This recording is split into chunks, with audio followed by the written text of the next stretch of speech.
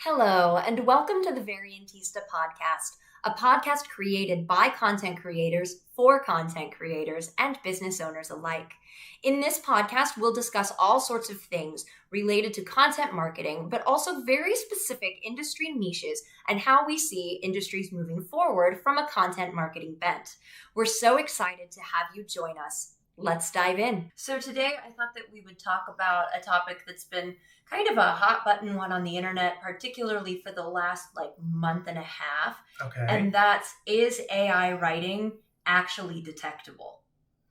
Is AI writing detectable? Mhm. Now that is a juicy question.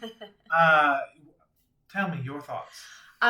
So it's kind of a mixed bag, because everybody and their brother has now played around with AI tools of some kind to kind of see what it can do for their business. And so, of course, I've generated a couple of articles and I've put them through a couple of the different AI detectors. Mhm. And I found that sometimes they come back and they say, okay, this is 30% AI generated and 70% human generated, when I didn't touch it. But then there are other times where I've written articles and I've put them into the thing, but before I put them in, I doctored them significantly. I upped the vocabulary, I changed the structure, I added a human element, some humor in there that AI wouldn't be able to do. Yeah. And then I put it in that same exact tool and it would say, this is 100% AI generated, even though I spent an hour retooling it myself. Isn't that funny? Yeah. That, by being a human, you make it more detectable than it's AI. Exactly. That's actually really annoying and kind of funny. Yeah. I think that kind of puts us right on to answering the question of is it detectable? Personally, I've used a number of tools as to stay on top of this whole topic. Of course. Developing. First thing, I think we need to frame it appropriately, which is the AI language models are not new. No. Okay, they've been around. Well, okay, they've been around for more than a year. They've been around for 2, 3, 4 years. They were just more of something that nerdy people would normally use. Right. So like computer programmers and stuff, not that they're nerds, but they are. In the most loving way possible. Yeah, but it was a more technical thing. Yeah. And so now we're seeing it branch into the masses. It's more of a mass market thing now. Yeah, ending up more in the mainstream, which is a good thing, I think, overall. So firstly, you have to ask yourself, have people been doing this before and were they detected? Right. Now we have tools, right? Subscriptions that we can use that are going to tell us whether or not it was generated. Yeah. But I found in using a number of these tools, they are, first of all, they're far from 100% accurate. And I don't know, I think that they're not exactly scanning for whether or not it's AI because of the way the AI works, the AI writing specifically. It's based on probability of the next word, right? Exactly. Very complex math, right? And so you could easily, theoretically, mimic that by just writing in, say, as the style of AI, right? And I think that that's where, when you were, doing your own little experimentation, that's something that I think we both stumbled upon, where it definitely picks up something. Yeah. But that something, it seems, is not 100% whether or not it's AI. It just seems to pick up kind of what I would consider the standard computer, the standard blogging voice. Yeah. Or the standard internet voice that you're supposed to kind of, that everybody kind of centers around. And obviously I understand that people have different vocabularies and stuff. Yeah, of but course. we've kind of standardized the way that we communicate online relatively. Yeah. And so I think that if I were to guess, these detectors are more paying attention to the words that are chosen and how they're chosen. Yes. Than actually being able to, I think some people think like it's able to read a code. Yeah. And I, in my limited knowledge of how exactly the part with these detectors work, because I haven't gone in and read the programming, I haven't gone in and read, their white papers or whatever else. I highly doubt that they're actually looking for a code. I think that they're detecting certain combinations of words or certain recurring sentences. Yes, I would agree. And just to kind of build on that, based on the articles and the pieces that I generated and put in there versus the ones that I've either written completely myself and in different genres too, like essays and blog posts and social media posts and things like that. What I've observed in the way that the scoring comes back is that first of all, it's inconsistent. It's inconsistent. Obviously, if you put the same piece in exactly the same twice, it will give the same score. The same machine. In the same machine. Or the same detector. Yeah, in the same detector. But if you change just a few portions, it can drastically swing the score. Right. And so what I think is going on, and again, I'm not technologically savvy. I'm looking at this from like an editorial perspective. I think because AI text generators use a predictive language model, that they're looking not only for specific word usage and like that string, but they're looking for sentence structure. They're looking for the way in which the sentences are put together. And I'm debating with myself, is it scanning the entire piece in context? Is it like taking an entire paragraph in context, for example, to make that decision? Or is it just going sentence by sentence? Because when you look at it and you think about the way that like Grammarly suggests that you change things, your originality score will actually change in those machines depending on did you take Grammarly's advice. Well, actually, I was about to say that. I think that we have a major, major, major problem that, particularly in academia, that I don't think we have quite figured out yet. In terms of, I don't think that academia has figured out that there's a major problem. Yeah. Which is, like you just said, the use of Grammarly or Hemingway or any of these other grammar machines, even Microsoft Word, I found dramatically affects and tilts your content to AI generated. Yes. Which for all you people out there getting your PhDs or masters or you ambitious undergrads, that's going to be a big problem because now schools are saying, or in high school even, schools are saying, okay, no ChatGPT. And I'm going to take a controversial stance here. I'm not 100% on not allowing it in school. In fact, as somebody who's been using it to put it through its paces and to see, can our company adapt with it? And can we use it as a tool? Should we use it as a tool? I've learned a lot. Like in using it, writing about random things to kind of challenge myself, challenge the machine, or challenge the AI writing. I've learned like a ton, like a ton. And I'm thinking, isn't this like a brilliant tool for education? Yeah. Now you do have the issue of the facts aren't going to be 100% accurate. Right. But that's a fantastic learning opportunity. Exactly. And the truth of the matter is that AI is here to stay. It is not going to go away. And so the next generation of students is going to grow up with it and going to grow up with access to it. And I think resisting the use of it completely would be foolish on the education system's part, because A, it's a tool that they're going to need to know how to use in the workforce. And B, you can actually teach very practical language skills by generating things and saying, okay, find the inaccuracies, find where the sentence structure is messed up. Why is this piece boring? What can you do to make this piece interesting? Right.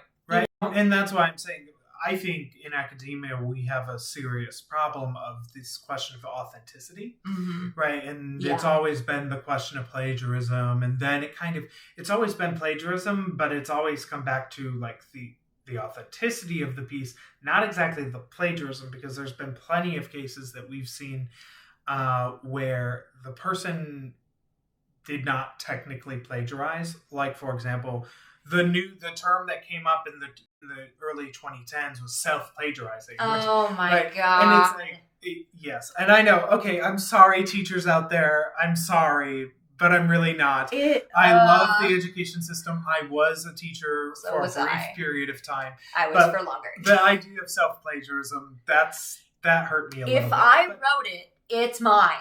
Period. But my point is, and that's why I'm getting at, it was always about the authenticity, like in progressing thought. If you want to say that.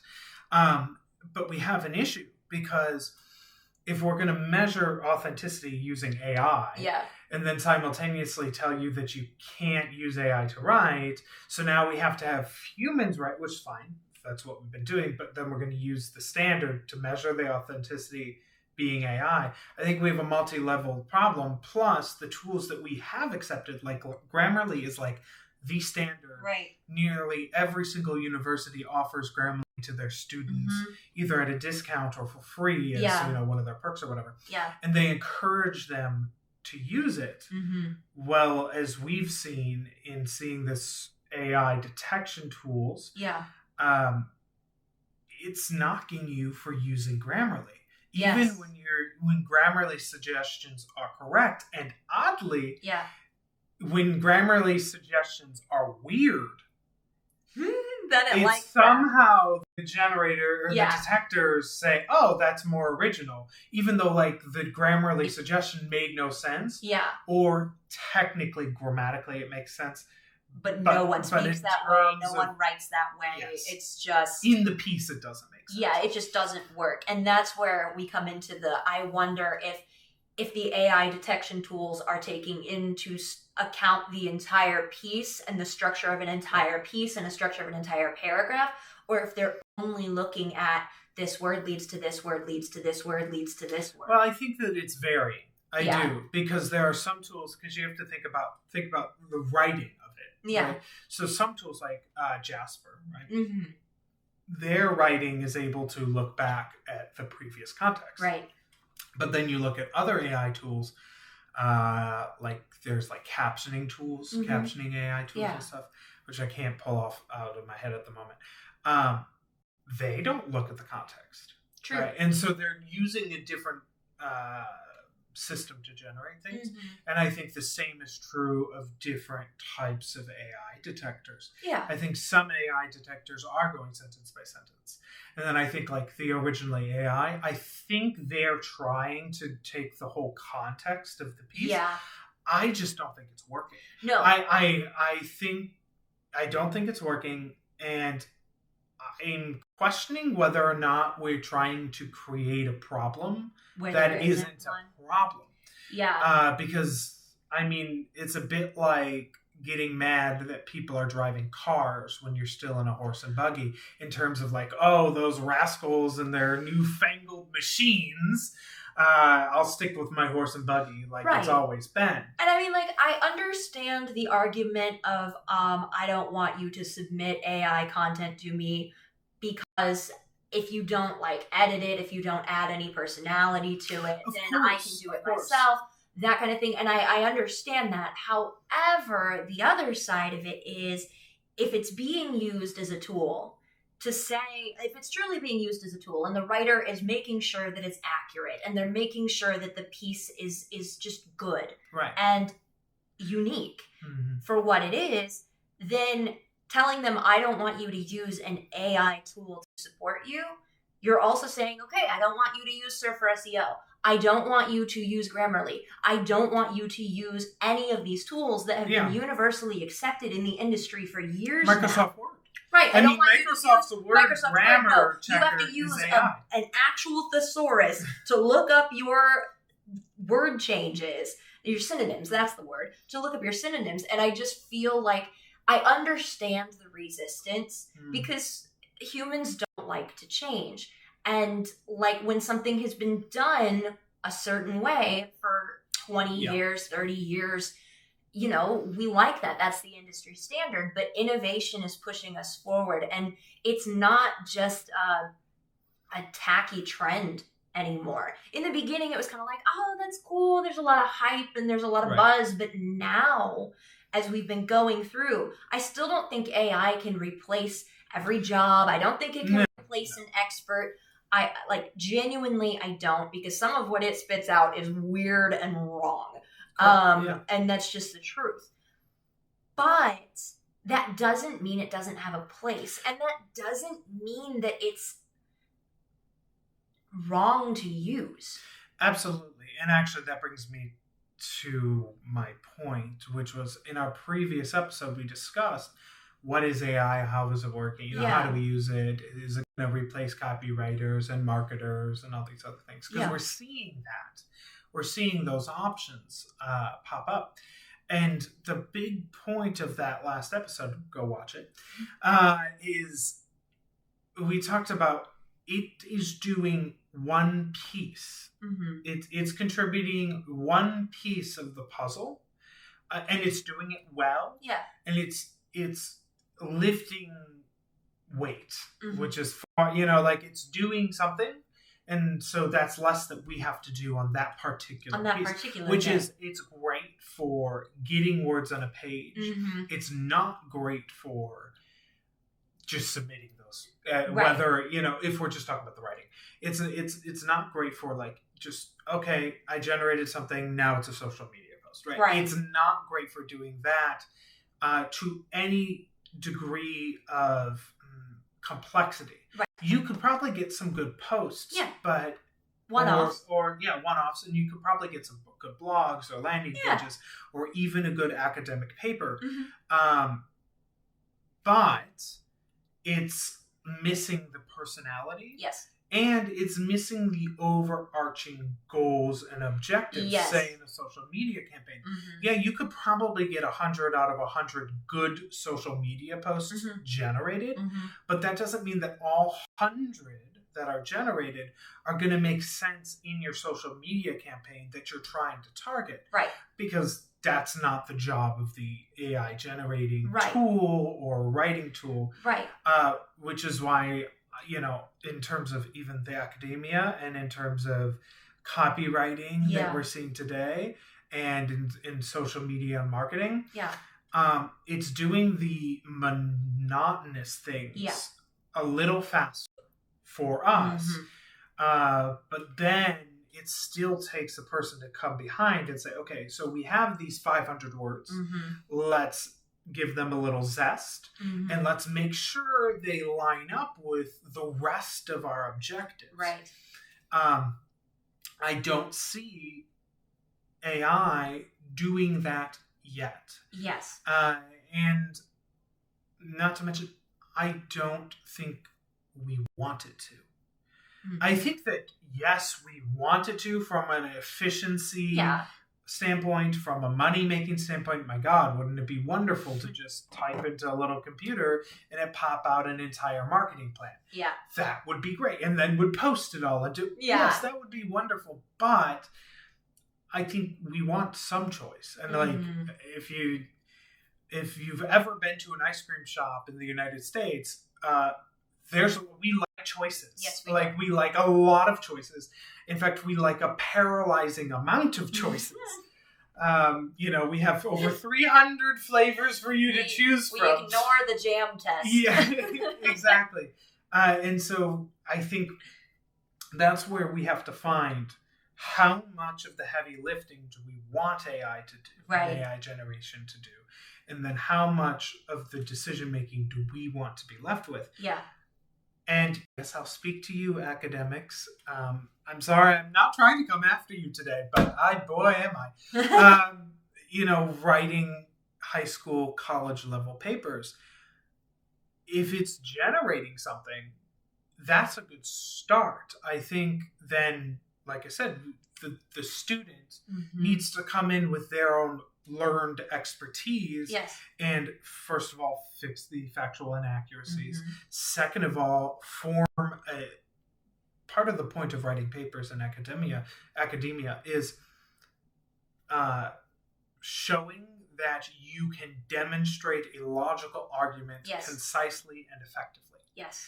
And so coming behind that, the heavy lifting of getting the ideas out on the page, the writer of that piece needs to come behind and say, okay, this structure of the paper, or it does not work for my overall objective. Right. And I think that on that point, that by allowing the use of AI tools in a paper writing capacity, at least to a degree, could actually help students develop their own opinions. Because so often, particularly in high school, when you're assigned your first major research paper, students just procrastinate because it's so overwhelming. Yes. It's a big undertaking. And I mean, by the time you reach grad school and PhD level, you're used to that kind of thing. But that doesn't mean you're immune to the paralyzing procrastination. I was a grad student. I remember my thesis. Oh my gosh, let me tell you. Yeah, I wish I could go back and do it again. I would have done it so differently. But anyway, I think part of the problem that high school students have is that this is the first time that they're really expected to write something and to really express their own thoughts. And a lot of them get to the point where they're like, well, I have all of this structure that I have to learn, and I have to do a thesis statement, and I have to do a works cited, and I have to put all of these things together. Plus, this is a topic that I still don't know much about. So how am I supposed to have an opinion about it? Yeah. And then they put it off, they put it off, they put it off, they put it off. And then the English teachers get frustrated because they have to grade a bunch of papers that don't live up to the student's potential. Right. And in part, I think that having something that could just dump an idea onto a page could really help get over the hump of that paralysis. I heard, because Turnitin.com is generating their own AI detection software, which of all the AI detection softwares, that one's the most promising because it goes line by line and highlights all of the areas that they think is AI generated or maybe AI generated. It's got a gradient, which is really good if it's accurate. And I'm not sure on that one because I haven't gotten to play with it yet. But it's a good concept, and it's a better concept than all of the others that just give you a score but don't tell you what is AI. Yeah. Right? But anyway, my point was being able to put those ideas onto a page would really help students, I think, learn how to organize their thoughts. Right. Because that's the whole point of writing, is to organize your thoughts and to figure out what it is that you do think and why you think it. Yeah, absolutely. And let's get to the more practical place, like everyday life in terms of in business or at your job when you have to sit, if you're working an office job or something like that, or even retail, managers have to write things like send emails and stuff. And like sometimes it's just a jumbled mess in your brain. And so being able to use, write the jumbled write the jumbled mess out in bullet points and then hand it and then say, okay, AI, write me up an email with these points in it. I don't think that should be discouraged, especially in the world of business, because I don't want to sit. I don't want to read your 2,000-page report on how I don't know the sweaters. We have a sweater shortage. Like I just need 5 sentences. Well, and I'm sorry, but who, as a business owner, has the time to sit down and write a 20-minute email? Yeah. Who has that time? If you could do it in 5, then you're in going 5. to. Yeah. Like, as long as it conveys, as long as it's communicating, particularly for internal emails, like, why does it matter? Yeah, because but that's the thing. Like, businesses are going, okay, but you're not really working. And that's why they're looking at these AI detection tools.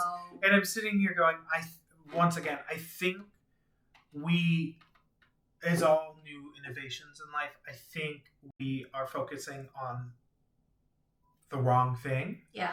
Or we haven't quite we don't understand the full picture. Yeah. And so we got to start regulating somewhere. And there's going to be a lot of misses. Yeah, that's true. Before we get to a good place. Yeah, and I just wanted to add, the reason I brought in Turnitin.com, I didn't get to make this point. Sorry. No, it's okay. That wasn't you, it was me. I forgot the point. I brought it up because in their explainer video for how their detection tool works, they compare using ChatGPT to using a graphing calculator in math. They said that ChatGPT is the graphing calculator of the language arts. And I like that point of view. Yes, it's definitely speaking to an older crowd, but it communicates very well. Exactly. Exactly. Yeah, and I mean, because like, oh my goodness, I cannot tell you in calculus, like the idea of I'm just going to throw this on this equation onto a graph and then just find the answer that way, which is perfectly allowed. Yeah. But it took years, you have decades. To know the theory. Yes. You have to know the structure. You have to know how to use the tool to know if the tool is producing what it needs to. And I think that's the thing that people keep missing. They think either this is 100% human created or all expertise has been thrown out the window, right. And the human mind no longer matters. And it's like, no, I understand the kickback. I really do. But I'm just sitting here going, the same expertise that was going into blogging and going into content creation before AI is still going into it. Okay, yes, maybe you have some lazy writers who are just turning things in. Okay, you replace them. Yeah, right. Like, right. You know, and you use the people who are going to use the tools appropriately to produce more. And another thing that I wanted to mention before we wrap up is you were talking about the importance of needing to shape like the things that AI generates. So like you can have it pop out 100 social media posts, but that doesn't mean it has any rhyme or reason to it. It doesn't interweave. Part of the reason that Variantista has transitioned from being just a blogging company, which is what we were just a few months ago, into full marketing is because we realized in the rise of AI, content strategy is everything. Yeah. I mean, it always has been. Always has been, but now more than ever, if you're trying to create something for your social media or for a blog to grow your business, you still need to work with professionals who know how to put that campaign together. Otherwise, you're just throwing things out there and hoping that they get engagement and that they're interesting. Yeah, that, and I'll be generous. That, or you need to be willing to take immense amounts of time to do it yourself. And that's fair. And that's fine. And that's kind of the thing is like sometimes marketing companies work for people and sometimes they don't. And it has to do with a myriad of things. The biggest one being the person and what their creative process is, the business owner and how they like to work. And sometimes business owners are honestly better doing it themselves because of A, whatever their business is, or B, like they can't let go of that control yet. Yeah. But then you get the other group of people who it's not their thing, or they love it, but they don't have the time. And those are the people that should be working with marketing companies. But not to take away from your point, but to add, that adds to the point. You're absolutely right. Yeah. It takes a well-researched, well-thought-out, step-by-step plan in order to achieve the results that you want. Yes. If you just want to throw things out there with AI generation, you probably are going to get somewhere. You just don't know where you're going to end up. Right. That being said, I think that kind of concludes where we fall on the AI detection tools. Do they exist? Yes. Yes.